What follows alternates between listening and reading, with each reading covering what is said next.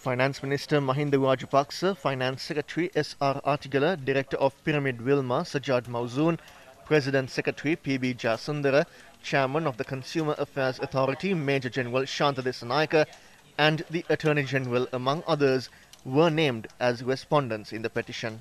The petitioner seeks an order to be made on the Attorney General to institute legal action against those responsible for causing the losses to the state, adding the Finance Secretary and the other respondents had violated the fundamental rights of the people by failing to prevent such corrupt activity.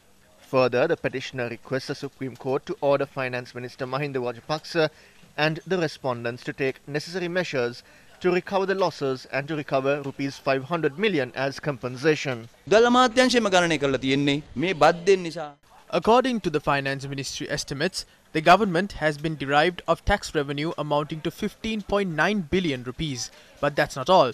The stocks of sugar that were imported during this period were sold to Satosa at a higher rate. The sugar that cost 84 rupees and 50 cents was sold at prices ranging between 110 and 127 rupees. Just as the EPF funds were looted in the central bank bond scam, money from the sugar scam have been looted through Satosa. We request the Supreme Court to look into this matter and punish those responsible for a criminal offence. We have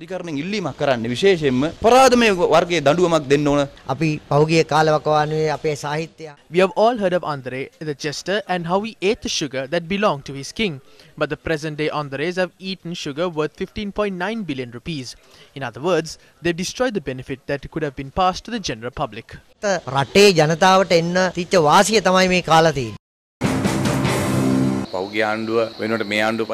As a replacement for the former government, this government wasn't appointed for corruption to take place from within.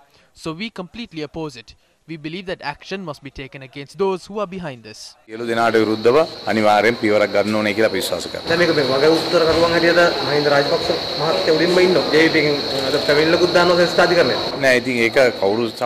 Whoever is named is irrelevant. One must act to one's position.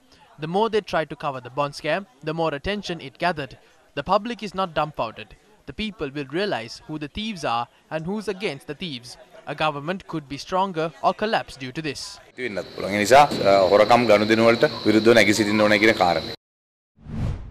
Meanwhile, Finance Secretary S.R. Artigala has dismissed claims that the reduction of an import levy on sugar had resulted in losses to the country. Sugar had been imported to the country from the 13th of October last year to the 10th of February. We did not receive tax revenue worth 49.75 rupees for a kilo of sugar. But that does not mean that we have lost revenue.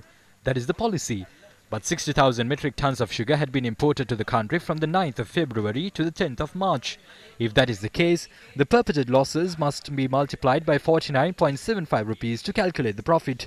The cost of sugar has reduced from 135 to 114 rupees. How did that happen? That happened because the tax was reduced.